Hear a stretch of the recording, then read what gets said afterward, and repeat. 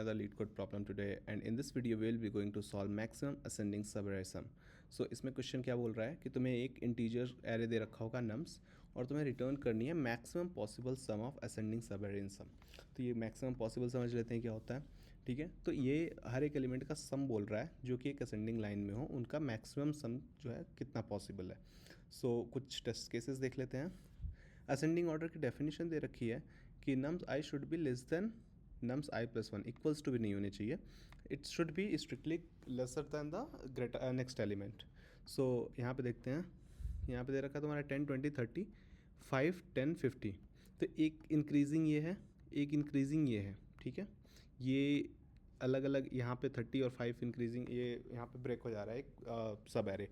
तो यहाँ पे सम कितना आ रहा है 30 20 50 और 10 कितना हो गया 60, और यहाँ पे कितना आ रहा है 65. ओके, सो यहाँ पे your answer will be 65 that you have to return. यहाँ पे 10 20 30 40 50 तो सारे सेंडिंग में है, तो सबका सम कितना आ जाएगा 150, तो 150 यू हैव रिटर्न. यहाँ 12 17 15 तो 12 17 इंक्रीजिंग में है, 13 10 again not increasing, 10 11 12 again this is in increasing. So 12 और 17 कितना होता है तुम्हारा 30, एंड ये तुम्हारा कितना हो गया 33. So you have to return 33. So you don't have to consider the longest subarray only. ठीक है, मतलब जिस हमें अगर लेट्स से इसमें दो ही एलिमेंट का सम अगर मुझे 30 मिलता और इसमें मैं इसका दो ही एलिमेंट में 33 मिलता, उसमें तीन एलिमेंट में लेट्स से 20 मिलता, तो भी हमें 33 रिटर्न करना है. ठीक है, नंबर ऑफ एलिमेंट्स मैटर नहीं करेंगे, मैक्सिमम सब मैटर करेगा.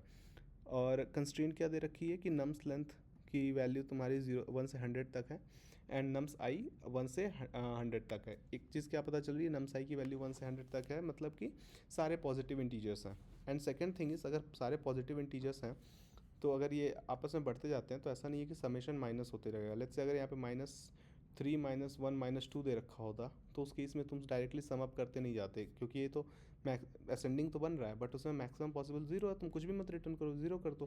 तो एक चीज़ समझ में आ रही है कि निगेटिव इंटीजर का खेल ही नहीं है, सारे एलिमेंट्स को सम करना है और हमारा आंसर आएगा. ठीक है, पहली चीज़. और दूसरा कंस्टेंट से क्या पता चल रहा है कि अगर बहुत लेस कंस्टेंट दे रखे हैं तो तुम्हारा n स्क्वायर टाइम कॉम्प्लेक्सिटी में भी एक कोड रन कर जाएगा अगर तुम ब्रूट फोर्स लगाओगे. तो ब्रूट फोर्स में कैसे सॉल्व करेंगे कि तुम क्या करो कि सारे सब एरेज निकाल लो हर एक आई जे के लिए और सबका समेशन चेक करो, but that is too much effort. तुम हर एक आई पे रहोगे और उसके लिए उसके करस्पॉन्डिंग सारे सब एरेज निकालोगे, देखोगे कि वो असेंडिंग ऑर्डर में है कि नहीं. अगर असेंडिंग ऑर्डर में तो जोड़ते जाओगे.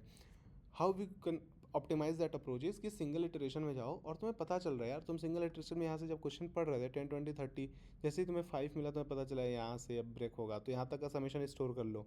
फिर जैसे नेक्स्ट में क्या, अब ये चलाते जाओ जहाँ पे ब्रेक हो रहा है, जब तक ब्रेक नहीं हो रहा तब तक इसको समेशन करते जाओ और ऐसे करते जाओ. और with in the path let's say यहाँ तक 60 आया था, यहाँ 65 आया, तो अपने मैक्सिमम नंबर को जो भी तुम्हें रिटर्न कराना उसको अपडेट कर दो. लेट्स से यहाँ कुछ और एलिमेंट्स दे रखे होते जिनका सम 70 आता, तो फिर 65 और 70 में कंपेयर करते. ठीक है, लेट्स से यहाँ 50 के पास 20 और 50 आ जाता. ठीक है, 20 और 50 दो, सॉरी 20 50, हाँ 20 और 50 आ जाता, तो यहाँ 70 हो जाता. तो 60 और 65 में कंपेयर किया, 65 मैक्सिमम मिला. अब 65 और 70 में कंपेयर करोगे तो 70 मैक्सिमम मिलेगा, and your answer will B 70 in that case. तो हमें सिंपल एक सिंगल इटरेशन करना है, जहाँ एलिमेंट हमारा नेक्स्ट छोटा मिलता है या उसके इक्वल भी मिल जाता है तो हमें पता है वहाँ से एक नया सब एरे स्टार्ट हो सकता है. तो करंट सब में उसकी वैल्यू स्टोर कर लेंगे और पूरे एरे को इटरेट करेंगे और मैक्सिमम जो भी हमें मिलेगा उसको रिटर्न करा देंगे. वेरी इजी, कंस्ट्रेंट भी काफ़ी कम दे रखी है. इसका एक और एक्सटेंशन देखेंगे जो कैडेंस एल्गोरिथम से सॉल्व किया जाता है. इसका मीडियम लेवल क्वेश्चन तुम्हें बनाना और उसको ब्रेक डाउन करना हो तो कैसे करेंगे. ठीक है, वो भी एक बताऊंगा मैं कि कैसे क्वेश्चन बन सकता है मीडियम. ठीक है, तो इसका कोड देख लेते हैं. सो इसमें कोड क्या बोल रहा है कि देखो, सबसे पहले तो तुम साइज़ निकाल लो. ठीक है, साइज़ निकालने के बाद तुम्हारा मैक्सिमम सम क्या होगा, पहला एलिमेंट. ठीक है, पहला एलिमेंट रख सकते हो तुम, जीरो नहीं रख, जीरो तो नहीं होगा क्योंकि ऑब्वियस सी बात है कि यार 1 मिनिमम एलिमेंट साइज़ है. ठीक है, तो तुमने पहला एलिमेंट निकाल दिया क्योंकि दे भी रखा है कि एक एलिमेंट तो मैक्सिमम होता भी. अगर ये जीरो पॉसिबिलिटी होती तो तुम क्या ये रिटर्न कर सकते, नो, आउट ऑफ बाउंड चला जाता. तो इन दैट केस तुम्हारा आंसर जीरो होता. बट इसमें दे रखा है 1, तो मैंने सिर्फ पहले एलिमेंट को असाइन कर दिया कि अभी तक का मैक्सिमम सम वही है, अभी तक का करंट सम भी वही है. अब i इक्वल्स टू 1 से मतलब सेकंड यहाँ से इस इंडेक्स से स्टार्ट करेंगे, लूप चलाते जाएंगे. जहाँ भी हमें मिलता है कि जो करंट एलिमेंट ये है, मतलब हम कंटिन्यूसली इंक्रीज़ करते जा रहे हैं, वहाँ पे हम क्या कर सकते हैं, सिंपली सम ऐड करते जाएंगे. ठीक है, सिंपली सम ऐड, करंट सम ऐड करते गया. अदरवाइज हम ब्रेक करेंगे और करंट सम में लेट्स से अगर यहाँ पे ब्रेक हो जाता तो अब करंट सम में 5 स्टोर कर लेते हैं. ठीक है, तो लेट्स से अभी तक यहाँ तुम चलते चलते गए, यहाँ तक गए, i = 2 तक गए, तो उस केस में मैक्सिमम सम क्या होगा, इनिशियली 0 था, 1 के लिए तुम्हारा 20 ऐड हो जाएगा नम्स आई में, और फिर 30 के लिए जब i=2 पे जाओगे तो यहाँ 30 आ जाएगा। करंट सम कितना हो जाएगा 10 + 20 + 30 दैट इज 60। और अभी तुम क्या किया, maximum sum is equal to maximum of, अभी मैक्सिमम कितना था इस केस में, अभी मैक्सिमम कहीं अपडेट नहीं किए थे तब तक के लिए, ठीक है। मतलब अगर 5 और क्या बोलते हैं, मैक्सिमम 5 था यहाँ पे, सॉरी 10 था, तो 10 और 10 कंपेयर किया, फिर 10 इसमें और 20 ऐड कर दिया, फिर कंपेयर किया तो मैक्सिमम 20 हो गया, फिर 60 हो गया, ऐसे करते करते गए।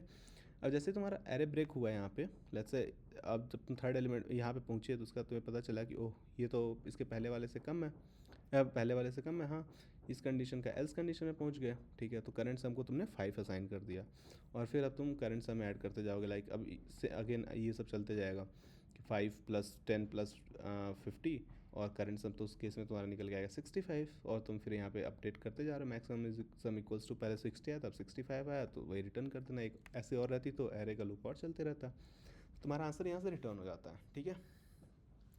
ये तो तुम्हारा काफ़ी इजी क्वेश्चन था जिसमें तुम्हारी कंस्ट्रेंट में निगेटिव इंटीजर्स नहीं थे, लेंथ भी कम दे रखी थी, तो तुम सारे एलिमेंट्स निकाल सकते थे।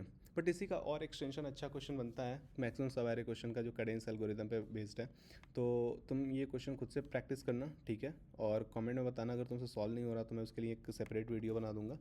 इसमें क्या बोल रहा है कि तुम्हें find the subarray with the largest sum, simple, ठीक है, और इसमें कंस्टेंट दे रखी है, निगेटिव भी हो सकता है वो भी हो, तुम मिनिमम आंसर 0 स्टोर नहीं कर सकते इसमें, ठीक है। तुम्हें ये नहीं बोल सकते जब कुछ भी नहीं मिला तो 0 रिटर्न कर दूंगा, no, in that case it can be minus something, ठीक है। और लेंथ दे रखी है 1 से 10⁵ तक की, ठीक है। अगर 0 दे रखी होती तो एक पॉसिबिलिटी होती कि 0 भी हो जाता, बट 1 से दे रखी है मतलब एक एलिमेंट तो होएगा ही, और सबका कॉन्टिन्यूअस सवेरे का सम निकालना है। तो ये देख लेना तुम कैसे बन रहा है, इसमें देखो 4 - 1 2 और 1, ये वाला लार्जेस्ट सवेरे बना रहा है 6। इसको खुद से ट्राई करना बिना एडिटोरियल वो सब देखे, अगर नहीं बनता है और तुम्हें इसको समझना है कि प्रॉब्लम कैसे ब्रेक डाउन करते हैं तो let me know in the comments, I will make a video for that explaining complete Cadence algorithm in detail. But all good, अभी खुद से ट्राई करो अगर नहीं बनता है तो, और अगर एक बार में तुमने बना लिया तो एक ये भी फॉलो अप देख लेना डिवाइड एंड कॉन्कर अप्रोच से। अगर तुम्हें इन दोनों प्रोसेस में कहीं पे भी प्रॉब्लम होती है तो कमेंट में बताओ, फिर मैं तुम्हारे लिए वो वीडियो बना दूंगा कि समझ में आएगा, और एकदम ईजिली ब्रेक डाउन करेंगे प्रॉब्लम को, ठीक है। So keep coding and I hope all the best, ठीक है, take care, bye bye।